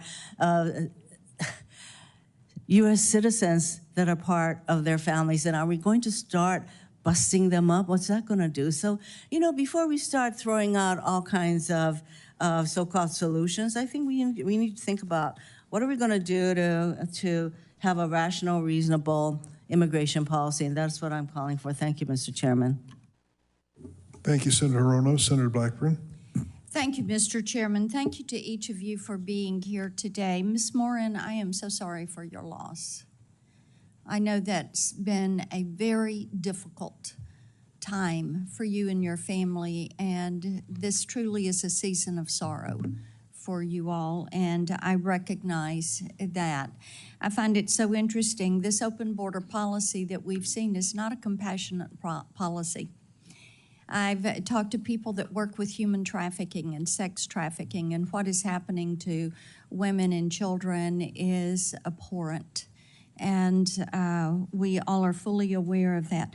Mr. Chairman, I appreciated your remark that we should deport those that are truly a danger to Americans. I think that's accurate. I don't think there's anyone would disagree with that. We've all seen the uptick in violent crimes, such as Ms. Morin and her family have experienced. And this is the reason I reintroduced my CLEAR Act this year, which would enable local law enforcement, when they apprehend someone who's in the country illegally, to detain them and then call on ICE to deport them.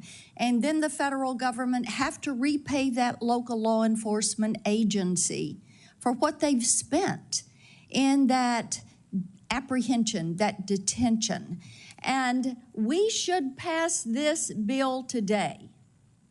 And that would be a good thing for this committee to be doing this last week. Pull it up, put it on the hotline, and run it. Is there anybody on this panel that disagrees with deporting criminal illegal aliens? Raise your hand if you disagree with that.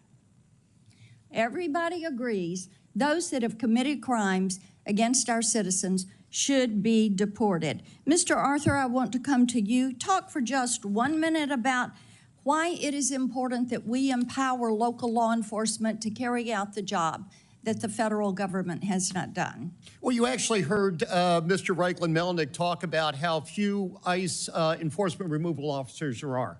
There's always going to be a set number of those individuals. When you allow police officers who are involved in their community, who are the first line, actually putting hands on criminals, they're going to be the people who are best able to pull those individuals out of the community. It's important to note, Senator, that when you talk about immigrant crime, Ms. Morin's situation is horrible, and every crime is horrible.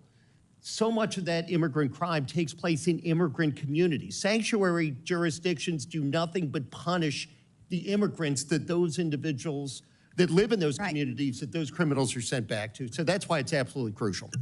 I appreciate that. So I think we should move forward with my legislation, Mr. Chairman. Mr. Reichlin-Melnick, I'd like to come to you. I want to talk about some of your tweets. You've been active on X. Here's one. This is bad analysis that bears little resemblance to the facts. The Remain in Mexico program was not very successful. It was a human rights disaster that fed people to the cartels with not much impact on border crossings. Plus, Biden ended it when it was barely in use at all. So That's correct. Let's talk about that. So do you still believe that Remain in Mexico was not very successful? It wasn't. In fact, it was one of a suite of programs that went into effect in 2019, about 4 or 5 different ones over the course of about 8 months. Do you believe it was a human rights disaster? Yes, and I can tell you the stories of the women sent back by the United States to Mexico who were raped in Mexico because of that. People that were raped along the way, people that have been and we sent them back to those traffickers. Remain in Mexico gave people to the cartels, and we turned our eyes away from them. Remain in Mexico was successful, and we all know it. Now, let me talk to you about another tweet that you put up. There are not 320,000 missing children. That's correct. That number is a false interpretation of a DHS OIG report that said that 32,000 people who entered as unaccompanied children from 2019 to 2023 were ordered deported for missing court, and ICE failed to file charging documents for 291,000 more. That's right. Now, that's an accurate description of the OIG report. This is a human rights disaster because what we have heard is the DHS Inspector General, and what they have testified is that they found 32,000 migrant children did not show up for their court date, and an additional 291,000 migrant children never received notices to appear. That's correct. That's what my tweet said. So is it your testimony that DHS does in fact know the whereabouts of every single one of these 320,000 children, and they're just not telling people where these children are? No, because that's not DHS's function here. It's also Office of Refugee Resettlement. It's it is not their job DHS to go out and find every single people. It is DHS and ORR. I guess the broader point is somebody isn't missing if no one's looking for them. What we know is that through reports that have been made, reporting even the New York Times, many of these children are in abusive situations. They are working in plants, and indeed, DHS says that you've got this 320,000 migrant children that cannot be located. That is a human rights disaster. I yield back. Senator Blackburn, they did not say they can't be located. They said that they had not even attempted to file charging documents. My time has expired. I yield back, Mr. Chairman. I'm going to give the witness an opportunity to finish his remarks. I just want to know, the DHS report did not say these children were missing. It said that ICE had failed on the job to actually start the court process for them. If ICE filed the court documents, many of those people would be living at the exact address that the ICE told them. It's just ICE has not filed the charging documents. It's not that they're missing. And of course, exploitation is very real, and we've called for more labor enforcement to ensure it doesn't happen. Senator Padilla. Thank you, Mr. Chair. And the fact that we're still debating the struggle to reconnect children who were separated from their parents more than 4 years ago today should tell us a lot about what to expect in the next administration. I think it's worthy of further conversation, maybe a different hearing, a different day to focus on that. Just as a reminder for folks that are observing today's hearing, that the stated topic of today's hearing is, quote, how mass deportations will separate American families, harm our armed forces, and devastate our economy. So I will attempt through my questions to bring us back to the focus of this hearing today. But first, I wanted to point out a couple of notes that I've taken throughout the hearing. In hearing from my colleagues on the committee, the issues they've raised, the questions they've raised, to underscore a statement I made at the outset, which is how complex this conversation in this policy area is. And so it requires thoughtful and nuanced solutions. Senator Graham was talking about the numbers, and even questioned witnesses of would you be opposed to someone who has had their day in court, he said, and has been denied a further stay in the United States after having had their day in court. That sheds light on process, due process, often lack thereof, representation in the process, lack of representation in the process. I'm for a process and finality of a process, a finality, an answer, clarity about your future in a matter of weeks and months, not years and years, but that requires investment in the process by the federal government, in hearing officers, in immigration judges. So let's just lay that out if we're gonna be genuine and serious about tackling the backlogs and the issues. Second, man, if I had a nickel for every time I heard fentanyl in this committee, serious problem, but irresponsible in how it's misportrayed so often in immigration conversations. Fentanyl needs to be addressed, fentanyl needs to be stopped. Its illegal importation needs to be tackled, but if we're gonna do it thoughtfully and seriously, let's look at what the Customs and Border Protection Agency tells us.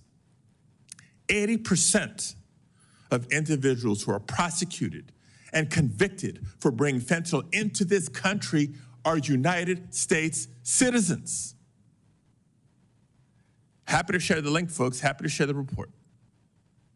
So if that's a concern, then let's address the heart of the concern and not just use it as a soundbite to further attack immigrants. Oh, by the way, did you know that the numbers at the southern border are way down? People talking about this crisis at the border. We always need to do more to ensure a safe, orderly, and humane border.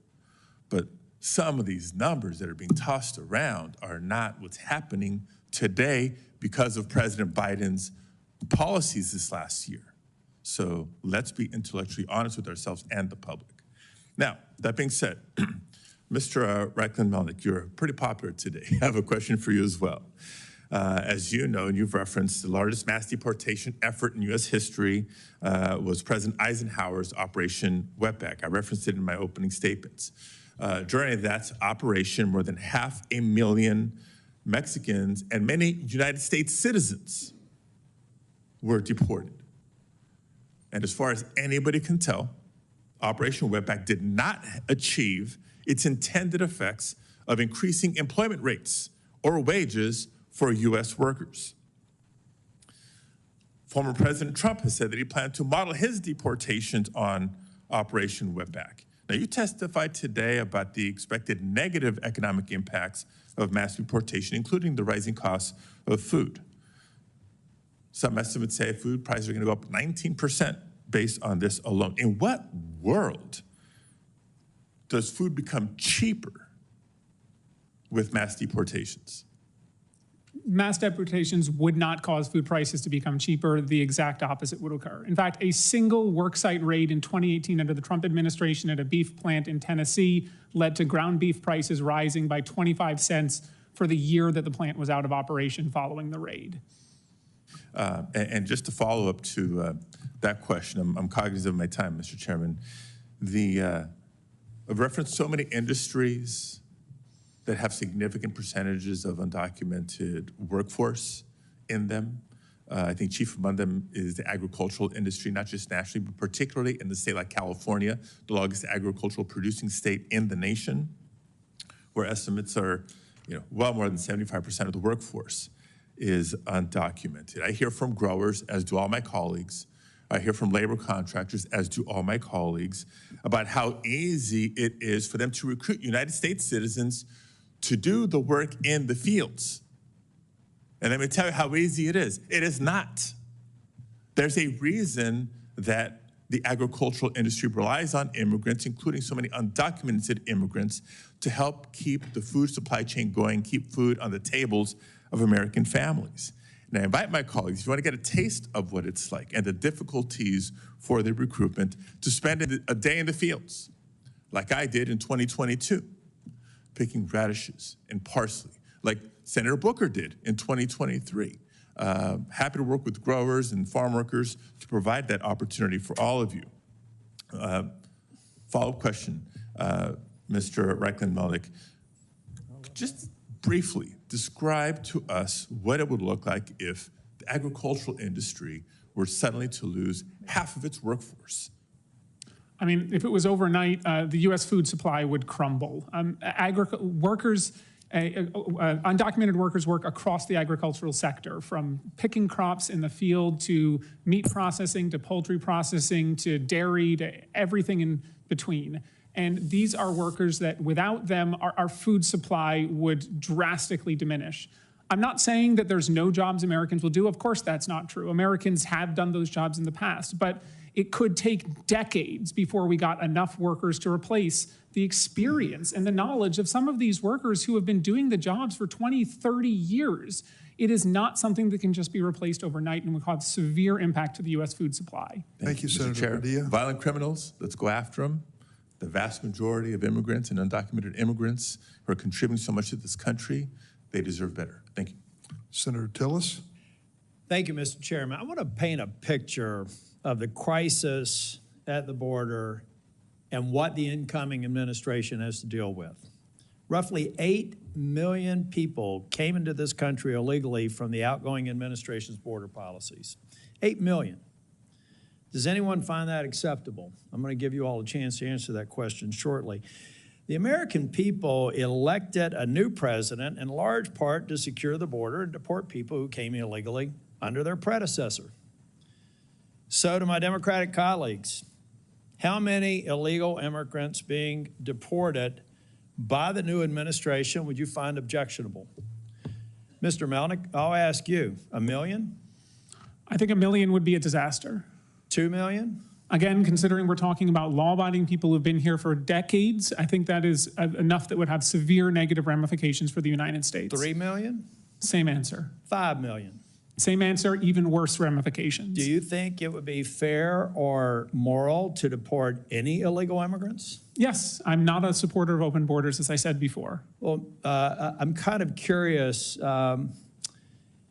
what your position was back during the Obama administration when that's exactly what he did. I'm not reading what Trump intends to do. I'm reading exactly what President Barack Obama did when he came into office and deported nearly 5 million people, or in excess of 3 million people. So at that time, were you involved politically or in this space at the time that Obama was here? How old were you back then? I was a graduate of law school and was working at the time. Were you opining on deportations at that time? I was not. Do you believe that President Obama made a grave, horrible, inhumane mistake by deporting those folks? Well, it wasn't 5 million people. That came in under the Bush administration? It wasn't 5 million people. When we're looking at it was over 3 internal ICE million, deportations. so let's not split hairs. Actual numbers are closer to 1.5 internal ICE deportations. And there as well, it depends on the portfolio. So you said President Obama was immoral and inappropriate to deport those million people. Is that what I heard you say? There were many people that were deported yes, no under his question. administration You that should can't not have been. Yes. Look, I don't normally get into these antagonistic sorts of discussions here, but it needs to be said because you just a month ago said at the turn of the century, Jim Crow was legal, lynchings were at their highest level in the U.S. history, women couldn't vote, the infant mortality rate was 165 per 1,000, and the average life expectancy was 47. And we also had quasi-open borders. That part wasn't bad. So let me tell you what I tell everyone who comes in this room and has the polarizing testimony, sir, that you have had. You're a part of the problem. I'm a part of a group of people here who have said, as the president did, incidentally, on Sunday, he believes there should be a path for dreamers. We're demonizing President Trump for something he may or may not do, but he has said to his Republican base he believes that there should be certainty for dreamers. He's also said that we have to have a secure border. And as long as the border is not secure, people like me who try to treat people who are who are in the state that they are here with respect and understanding some of the issues that Mr. Padilla brought up, you cause people to go into their corners and get nothing done. That is why Chair Durban has not been able to fulfill the promise on Dreamers every single year he's tried for the last 20, because people like you make it impossible to have let me finish, and then I'll let you speak as long as the chair wants to, have a rational discussion about it. Because if we don't secure the border, I can't get a path to citizenship for the DACA population. If we don't secure the border, I can't get Democrats and Republicans to come together and give certainty to the dreamer population. Are there any dreamers in the room? Raise your hand if you are. All right. Well, this is a part of the problem, ladies and gentlemen. You have an incoming Republican president who just said as late as Sunday that he's prepared to give you certainty. But we have people here demonizing him for asking the reasonable question of, can't we all agree that we need to secure the border? So if you are sincerely, I don't know how you make your money. I don't care what your political motives are. But number one, I would really appreciate it to say, if you would go out on social media and say that the President Obama did a horrible disservice to those people he deported, and he's as wrong-minded as every other Republican who said we've got to secure the border, deport people. Because you can't have one being okay and the other one not being okay. And if you don't come to the table and recognize in a world where, yeah, 100 years ago, it was probably safe to have a quasi-open border because the world order was changing and we emerged as a world leader. But today, we have terrorists that can fly from the Middle East, land in Mexico, and come across the border in less than 24 hours. We're not living in Ellis Island anymore. We've got a problem that can't be solved, and people like you are creating more obstacles to people like me who are willing to take hits from my own party to satisfy what people like Donald Trump want to get done. Thank you. May I respond? No. Thank you, Senator. It's my time, so I'm going to speak. First of all, I want to thank all of the witnesses. I think we're actually going to start making progress on securing the border and on a sensible and humane policy. I want to thank folks from the immigrant community and dreamers who I know are here and acknowledge my respect for the contributions you've made to our country, and I don't want to lose the benefit of that. As I've listened to my colleagues, I think it's not that complex. Number one, I think there is agreement we have to have a secure border. You can't have a country that doesn't have a control over its border. Second, I think there's broad consensus that criminals who are here should be deported. Ms. Moore, and I just want to acknowledge, as we all have, the incredible life you've had, the loss of your daughter and your own experience. People who do that, they shouldn't have gotten in and they shouldn't be here. And if they are here, they should be in jail.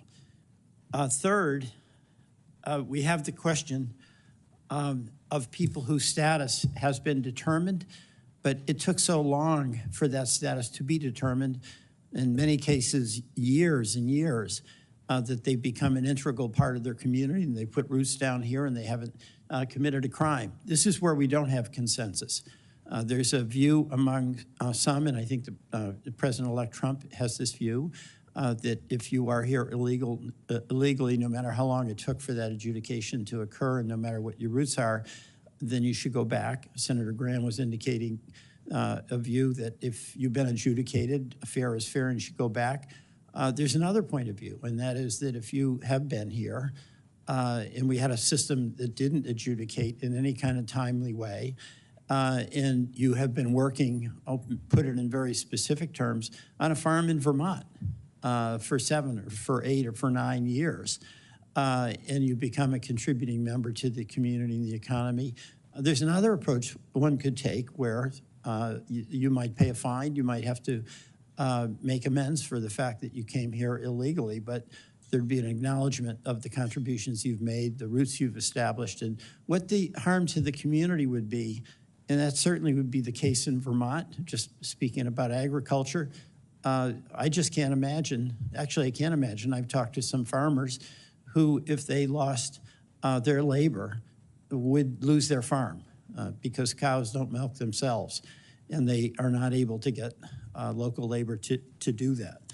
So there is a real potential here for us to find common ground and get something done that is securing the border, that is deporting criminals, that is making judgments about allowing people the option of paying a fine, where there would be a deterrent as long as we have a secure border. You know, Ms. Morin, I just want to ask you, you've suffered so much, and I want to express to you my gratitude for your advocacy on behalf of others. But if we had a secure border, you're advocating for that, if we have, and that keeps criminals out, right? Would it be in conflict with what you think would be a reasonable outcome for like dreamers, for instance, kids who came here with their parents, who've not committed any crime, who've become parts of the community? Would that be something that you would see as a reasonable outcome to find a way for them to have a legal status? A couple of things from listening to everyone speak. One, as an American citizen and not a politician, so I don't know all the ins and outs, but just what I'm hearing is the bottom line is profit. To an American citizen, they're hearing you're putting lives, you're putting profit above American lives. So that's the message you're communicating. For me personally, our country is made of immigrants. We have 250 years or more of immigrants that have come to this country and have built the country to what it is today. And we are descendants of those immigrants. The issue is having an open border that allows an invasion of people that compromises our national security because our borders, we don't have enough border agents to stem the flow of immigrants, but then also they bypass the law to speed up them coming in, and in doing so, they miss all the criminals that are coming into our country. So I think we need to put those laws back into place and to practice so we can catch them at the border. And then I think that we should work towards those that have come to the country. If it's illegal, the very word itself means unlawful. Mm-hmm. So are we saying it's okay to come to America in an unlawful way? There has to be some kind of a line, a precedence of what is lawful and what isn't lawful. Well, I thank you for that. I mean, the heart of, at least as I hear what you're saying, is that we have to have a secure border in the first place. Yes. Yeah, well, thank you again. My time is up, and I'm going to, are you next? Polly? Senator from Missouri. Thank you, Mr. Chairman. Thanks to the witnesses for being here. I have to say, I'm kind of amazed that we're holding this hearing. To me, it's remarkable that the idea of actually, as you were just saying, Ms. Morin, the idea of enforcing our laws, protecting our border, securing our streets from criminals, it's amazing that that's controversial at all. And it says something a lot about the other side of the dais that we're having this hearing today. Let me just ask you, Mr. Reichlin-Melnick, I mean, is it really such a bad idea to deport people like the criminal who killed this young man? This is Travis Wolf. He was 12 years old when he was killed. He was mowed down, and I do mean mowed down, in a car by an illegal immigrant, 12 years of age, walking along a sidewalk in my state of Missouri, mowed down by an illegal immigrant who I think also had a prior criminal record. Is it such a bad idea to deport the person who killed him? Any person who commits a heinous crime should suffer the consequences under the law. Good. What about Officer David Lee? Officer David Lee was killed in Missouri just a few months ago by another illegal immigrant, once again in a car, who used it as a lethal weapon to ram him and kill him. Is it so wrong, such a bad idea, to deport the illegal immigrant who killed this good man? Again, any person who commits an awful act should face the full force of the law. And We've had never said multiple otherwise. stabbings in the state of Missouri at laundromats in O'Fallon, Missouri, where innocent civilians were going to do their laundry of an evening and were attacked with knives, slashed, bled, stomped upon. Should the illegals who do that, should they not be deported? As I said,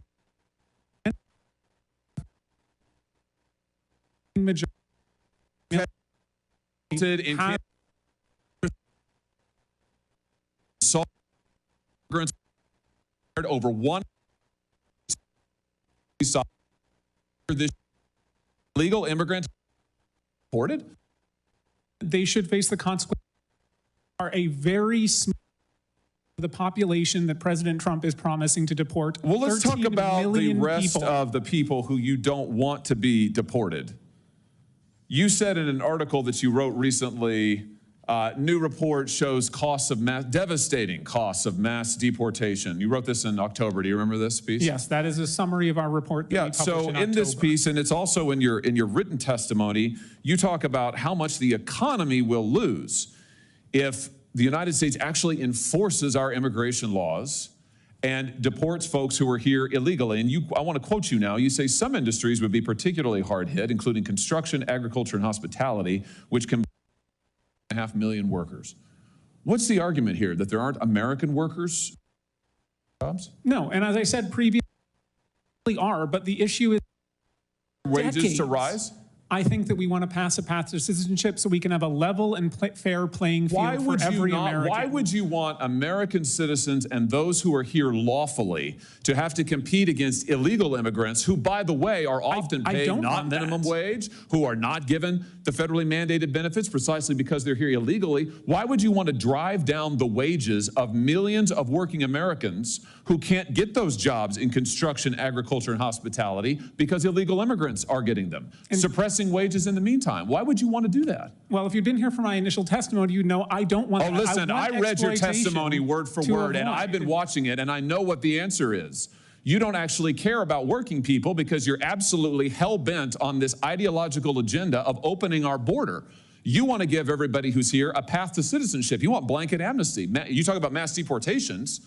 That's your word, not Trump's. You want mass amnesty, right? It's right here in your testimony. We want a path to citizenship for people who pass a background check, who pay a fine. That's amnesty, who you just said there's millions of people, 13 million people. Right, 13 million people you want to dump into the labor force. They are already who will drive in the labor force, illegally. Senator. They're here, yes. taking jobs so from American citizens. And so, perfect. This. So here's your plan. So just if you're wondering, America, here's the Democrats' plan.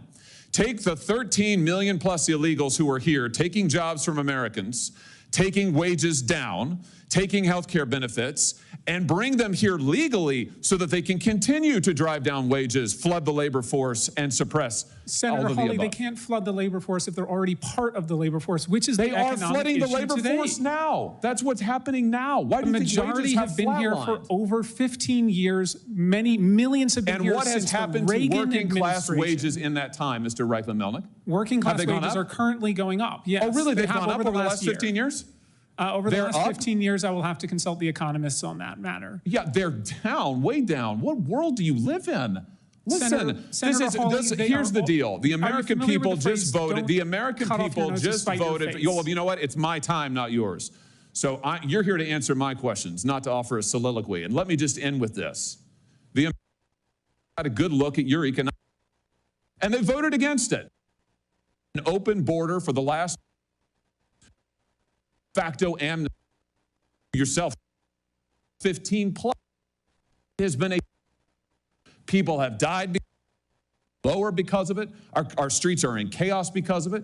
And now you and the Democrat Party just say more of the same, let's double down. I would just say to you, I think that's insanity. I think it's total insanity, and the American people do too. Senator Hawley, we have a choice. We can either hurt the economy or help the economy. And if we want to deport 13 million It hurts the economy to give Senator, American workers jobs? Senator from Texas.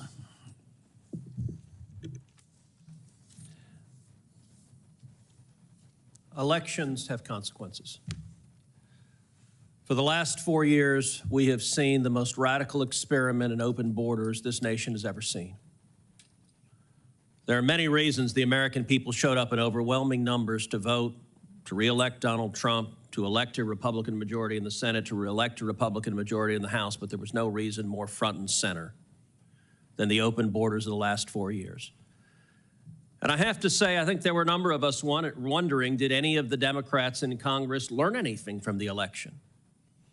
And the existence of this hearing makes very clear the answer is no. We've seen 12 million people come into this country illegally under Joe Biden and Kamala Harris. Texas has seen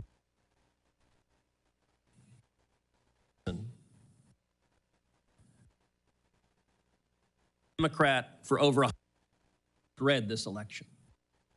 When your home is invaded by 1 million people, it changes your voting patterns. Every single day, we have seen Americans murdered. We have seen women raped. We have seen children brutalized by criminal illegal aliens released deliberately by Joe Biden and Kamala Harris. The numbers are staggering. According to ICE, as of July 21st, 2024, nearly 650,000 criminal illegal aliens were currently on ICE's non-detention have been released. Wondering of those 16,000, have been convicted of homicide. You want to know what mass deportation? Those 14,000 better pack their bags right now. Because with a new administration, we're going to arrest you and we are going to deport you. 20,061 have been convicted of sexual assault. Now, I want you to ask of my Democrat colleagues, and it is striking that virtually none of them are here. That is reflected in their conduct because they are silent and putting their head in the sand as to the human tragedies. But what resident of what blue state says, you know what, America's better off with 20,000 rapists being released into this country? 105,146 have been convicted of assault. I would ask my Democrat colleagues if they were here, why the hell today does the Biden administration not go and arrest every one of these criminals and deport them? What rational world says America's better off with more criminals? And these are not just statistics. Ms. Moran, thank you for being here. The country grieves the loss of your daughter. Your daughter was beautiful. She was a mom who I know loved her kids. And she's not with us today. She was raped and murdered because this administration chose to release a violent criminal into America. Your daughter should still be alive. And every one of these victims should still be alive. Laken Riley, a name that the Democrats on this committee can't bring themselves to utter, should still be alive. And in my hometown of Houston, Jocelyn Nungry, I've gotten to know Jocelyn's mother, Alexis, very well.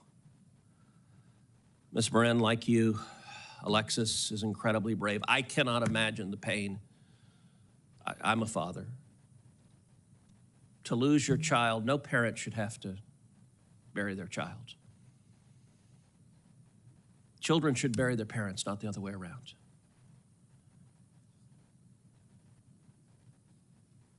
It is wrong what happened to you. But I want to say to you, thank you for having the courage to tell Rachel's story. I would understand if you just curled up in a ball and cried. But, and I'm sure you have wept a lot of tears. But thank you for having the courage to tell Rachel's story. And I want to say, if there is anything that is a mandate from this election, it is to end this insanity, stop these murders, stop these rapes, stop these assaults, protect our citizens.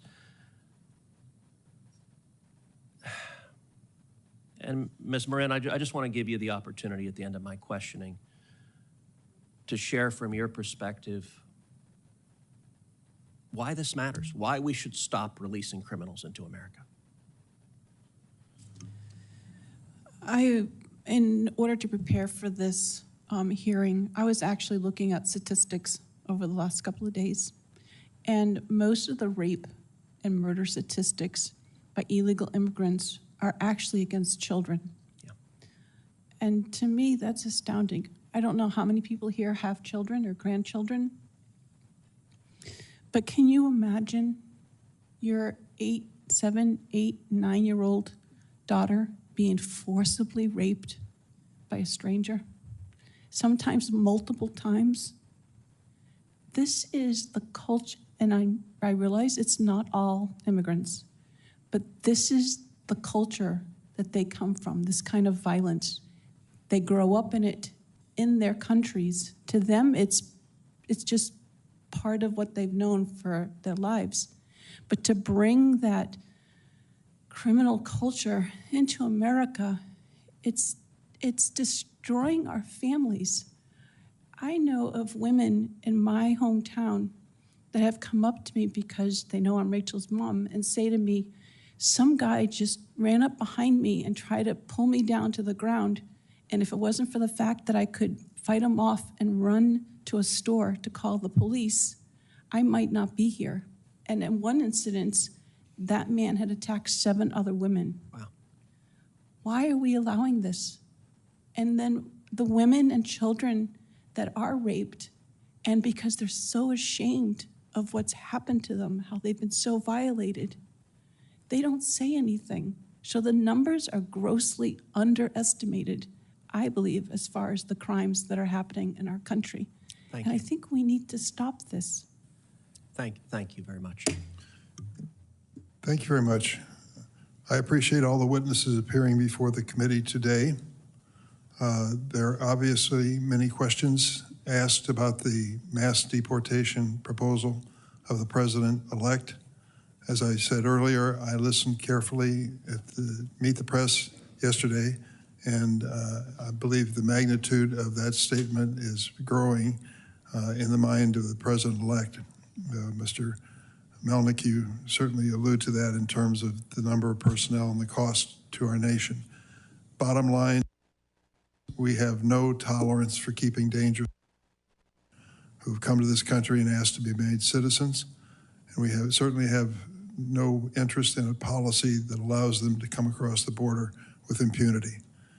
But the mass deportation includes not only that possibility of stopping those people, but an impact on Mr. Toure and his family.